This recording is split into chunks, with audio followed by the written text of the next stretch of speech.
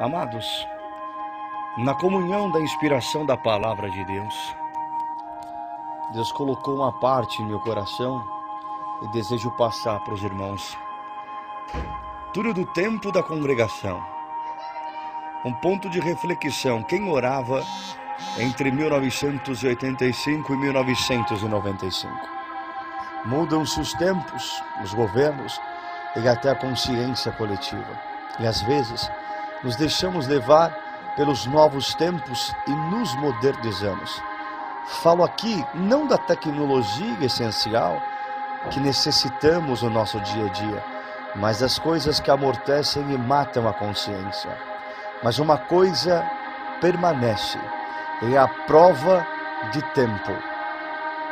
É imutável, que são as lembranças que Deus colocou em nossos corações. Alguém orou na casa da irmã Exaltina, na freguesia do Ó, na época da Assembleia, quando se reuniam irmãos da Europa e oravam, homens e mulheres consagrados a Deus. Até altas horas da madrugada, alguém viu pessoalmente o Silas testemunhando, o Cabo Borges testemunhando, o Fernando de Bauru testemunhando, o Elmo cabeleireiro do Orlando, da região da freguesia do Ó, da Marinete que profetizava tocando violão, da casa do Washington e da Kelly, onde os irmãos iam orar depois dos cultos gloriosos na Vila Ré. Alguém mais antigo de caminho teve a oportunidade que eu não tive de congregar em Sarapuí dos Antunes, quando o irmão Ezequiel ainda atendia os cultos. Alguém congregou com o Edson do Morro do Índio em Santo Amaro, ou teve a oportunidade de congregar com o Fernando da Vila Remo, quando aquele lugar era o céu aberto. Alguém conheceu o Valtinho, que era companheiro do Edson do Morro do Índio e foi caseiro do Jardim São Bernardo? Quem orou no funeral da sua mãe e Deus ressuscitou ela no meio do funeral? Alguém ouviu falar da irmã Maria Antônia de Votorantim, que tinha o esôfago fechado e não podia se alimentar ou tomar água e vivia pela fé? Alguém ouviu falar do irmão Francisco da Vila Remo, que Deus ressuscitou dentro do necrotério? A enfermeira desmaiou, um paralítico levantou da cadeira de rodas e saiu correndo, chamaram o médico e ele veio e falou: seu Francisco, o que está acontecendo? O senhor está morto. E o irmão respondeu: morto está você no seu pecado. Quem lembra do Getúlio de Araraquara? Tinha mais de 5 atestados de óbito. Em uma das vezes que tiraram a liberdade dele, o demônio pegou alguém dentro da igreja e ninguém conseguia expulsar. O irmão Getúlio estava sentado lá atrás e sentado mesmo falou: demônio! E o espírito parou de manifestar na mesma hora, sendo que ninguém conseguia segurá-lo. E o irmão Getúlio, tomado de Deus, sem levantar, pular ou gritar, simplesmente falou: vá embora. O espírito saiu e os mesmos irmãos que haviam acabado de tirar a liberdade do irmão Getúlio devolveram a liberdade na mesma hora. Alguém orou com a irmã Iracema de Jundiaí, ou congregou com o irmão Gilberto do Belforrim, Perus, que lá de cima do púlpito conversava em línguas com os irmãos que estavam lá embaixo. Alguém conheceu Abner Negrão de Deus, que saiu de uma reunião de jovens de manhã no Espírito Santo e saindo da igreja de Deus mandou ele atravessar o morro e ir para a praia a pé. Ele chegou na praia, muito calor, cheio de banhista, parou a praia inteira para rir, porque ele foi indo para a água de terno e gravata e com a pasta na Bíblia debaixo do braço, entrou na água e falou: e agora, Senhor? E uma voz disse para ele: entra na água e pula 3 ondas. Ele pulou 2 ondas e quando ele foi pular a terceira, perdeu o equilíbrio e caiu de cabeça dentro da água, saiu todo molhado, todo mundo rindo. Aí ele parou na frente de 3 mulheres, estavam sentados na esteira e falou: agora dá para vocês voltarem para a igreja? E uma delas respondeu: agora dá sim para voltarmos para a igreja, porque eu sou organista, ela é auxiliar e a outra é examinadora, estamos as 3 paradas. E eu falei para elas e combinamos que só voltaria para a igreja se Deus mandasse um crente de terno e gravata entrar dentro da praia, mergulhar e depois viesse falar conosco. Aí saiu o irmão andando e as 3 atrás enrolado em sua toalha. Fala a verdade, é o poder de Deus. Que saudade, não existe mais o lugar. Outro dia passei lá, tudo tinha mudado. O restaurante do irmão Cláudio da freguesia do Ó ficava na Galeria 7 de Abril, no centro de São Paulo. Era o nosso quartel-general. O Cabo Borja almoçava lá. O Hamilton da Pedreira, que hoje é cooperador de jovens do Gleba. O do Darcy do Salzeda, que já era cooperador. Os irmãos de Osasco, tantos amigos. O Tecão, quando vinha de Assis. O Devilso, diácono do Grande Aviana. O Luiz do Santa Terezinha em Pirituba já passou por lá, era o nosso quartel-general. Esquecíamos que era um restaurante, as mesas vizinhas tinham que se conformar em ouvir as maravilhas. Quantos amigos fizemos, como era contagiante, quantas viagens foram combinadas ali, quantos cultos. O Silas, que morreu no acidente de avião, passava por lá, o Serginho, o Abner, tanto quanto amamos, mas nem sabemos ou lembramos o nome, mas eram cúmplices da mesma alegria e na mesma comunhão, sem contar também que a comida era boa, era de qualidade. E o Valtinho de Paraguaçu, da Comum do Djalma, cooperador de jovens, era um moço que antes de Deus chamar, ele era travesti, se vestia como mulher, tomava hormônio feminino. Os pais dele eram crentes e um dia o Walter estava na avenida fazendo ponto, como se dizem.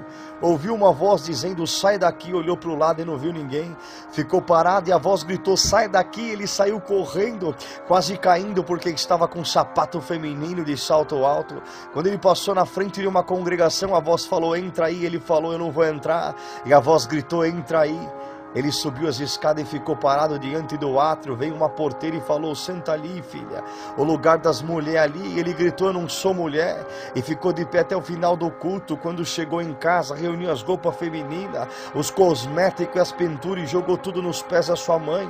E falou: a partir de hoje não preciso disso, porque você é um servo de Deus. A mãe virou e falou: como você diz que vai ser um servo de Deus com cabelo desse tamanho? Ele respondeu: mãe, Deus começou a obra pelos meus pés e vai terminar pelos meus cabelos. Se batizou quando tinha uma semana de batizado, bateu à noite na porta do quarto dos seus pais e disse: mãe, Deus mandou te avisar para arrumar a sua casa, porque dentro de uma semana ele vai vir te recolher. O pai riu e falou: uma semana apenas de batizado e já virou falso profeta. E ele disse: o que Deus me mandou falar, eu falei. Uma semana depois veio o Senhor a recolher sua mãe. O Djalma do Paraguaçu amava ele e dava toda a liberdade. Um dia Deus deu a palavra para o Valtinho. No meio da palavra ele falou: para você saber que é Deus que está aqui, ele vai expulsar um espírito de dentro desta igreja. E na mesma hora uma mulher caiu endemoniada lá atrás. O Valtinho chamou o irmão Djalma. O irmão Djalma subiu no púlpito. O Valtinho foi lá atrás, pôs a mão na cabeça da mulher, expulsou o espírito.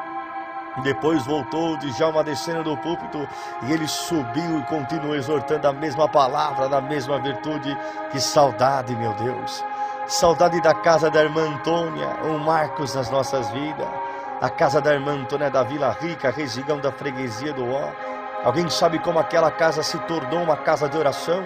O casal, a irmã Antônia, irmão Benedito estavam firmes, porém os filhos batizados haviam parado, e os que não eram batizados não queriam saber de nada. E o casal orando, chorando, buscando sozinhos, e um dia estava buscando a Deus junto com o irmão Francisco, o irmão Chicão do Limão. O irmão Chicão foi no meio da sala e chamou o casal. Eles vieram, ao pegar suas mãos, disse: vocês esperam a obra de Deus dentro da vossa casa, mas para Deus operar essa obra, Ele precisa quebrar os ossos. Ele pergunta: vocês estão preparados para eu entrar na casa de vocês e quebrar os ossos do casal? O casal pulou e falou: amém, Senhor, quebra mesmo, faz a sua obra, aleluia. Mas eles não sabiam que o detalhe, que o casal estava na firme e na graça, achou que seriam às vezes a rebeldia da mocidade, mas aconteceu ao contrário. O irmão Benedito vinha calmamente dirigindo o seu fusquinha na via rápida e teve um derrame no volante, perdeu o controle do carro, bateu o fusca em uma pedra, entrou em coma na hora com fratura e traumatismo craniano. A irmã Antônia quebrou as 2 clavículas, quebrou 6 costelas e 2 costelas perfuraram seus pulmões, ficou os 2 na UTI. O irmão Dito ficou 3 meses em coma. Os médicos disseram que nenhum dos 2 iria viver. Interessante os caminhos de Deus. Deus havia falado na boca do irmão Chicão que ia fazer a obra com a casa, teria que quebrar os ossos, e quebrou mesmo. E sabe o que aconteceu? Os filhos que estavam parados voltou a congregar e viraram crentes do dia para a noite, e os que não eram batizados correram para o batismo das águas.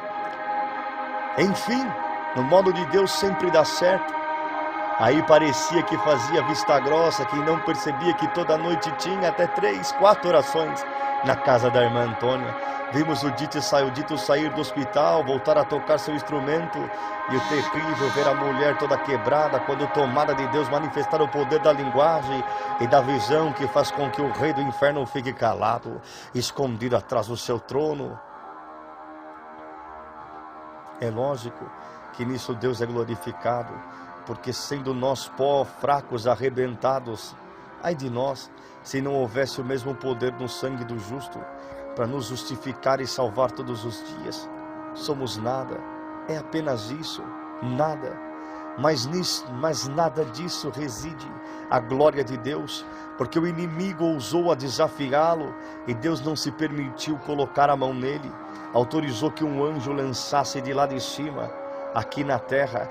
Ele mostrou para o adversário porque não aceitou um combate direto com ele. Ora, já está provado mais que a B, que o homem não é nada, e se mesmo não sendo nada, Deus nos deu a graça de pisar na cabeça da serpente. Então, através de nós, Deus está mostrando para o demônio que ele é menos que nada.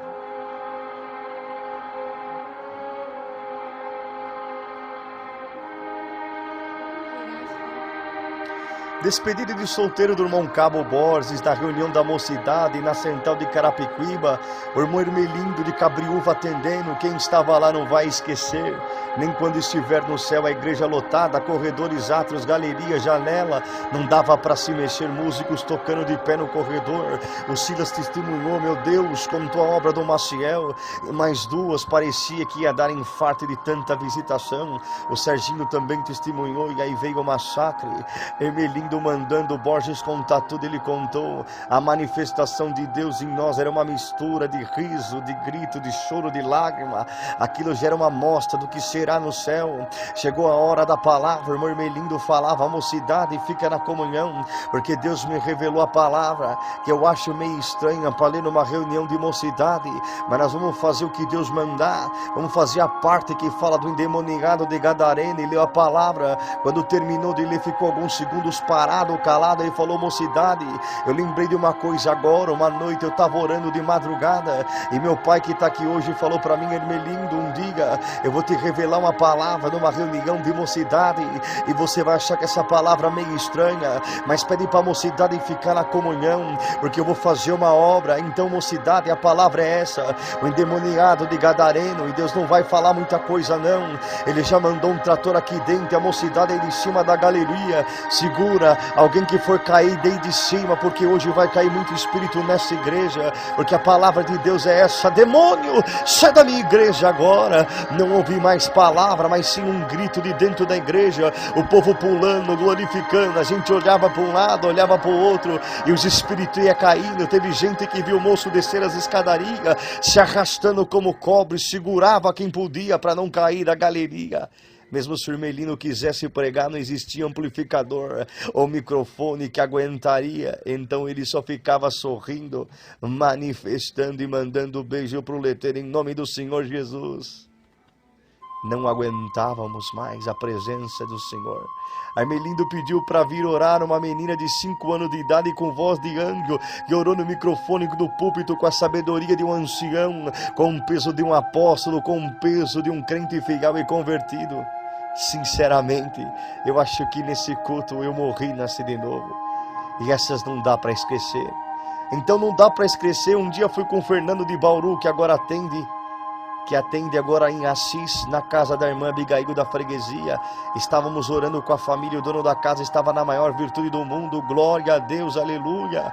Aí Deus tomou o Fernando e falou, glória a Deus, aleluia. Tem crente que parece tatu, anda com a gordura escondida debaixo do casco. Quando o servo de Deus vem orar aqui, o irmão fala, glória a Deus, aleluia. Mas quando o servo de Deus não está aqui, com essa mão você bateu na serva, com esse pé você chutou ela, e com essa boca você blasfemou, de que eu falei na boca dela, e por isso eu te diz, Deus, com essa mão você nunca mais bate em ninguém, com esse pé você nunca mais chuta ninguém, com essa boca nunca mais vai blasfemar. E aconteceu que passou alguns dias, Deus 3 derrames seguidos no irmão, travou a perna, travou o braço, entortou a boca, não conseguia mais falar, só falava sílabas por sílaba.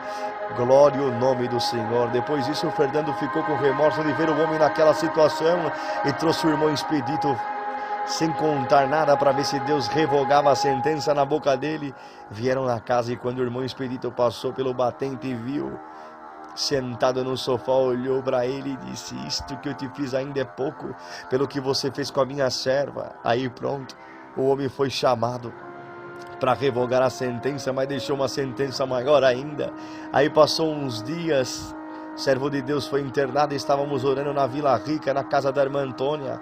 A irmã Iracema de Tapetininga pregou para a irmã Abigail, aquele que não está aqui Deus não quer mais, e nem o inferno quer, de onde ele está não volta nunca mais. E o servo de Deus já saiu do hospital entubado no algodão, vestido de terno, com as mãos cruzadas e todo enfeitado com cravos de margarida. A irmã Abigail, Deus já recolheu mais os filhos dela. O irmão Claudinei, cooperador de jovens em Santa Amaro. O genro do irmão Zezé, ancião da Vila Castelo. São tudo histórias e feitos que o Senhor fez na nossa vida. São apenas lembranças que ficou marcada na trajetória da nossa história. Lembranças que são saudades, que são revertidas em comunhão e virtude. Para todos esses mártires da graça, mártires do nosso atual, profetas do Senhor que fizeram parte das décadas de 85, 95, muitos deles já não estão mais no nosso meio, mas aqueles que permanecem firmes na comunhão, escondidos, isolados, sentem mesmo esta revelação que estamos sentindo agora, a palavra de Deus revelada com o Espírito Santo.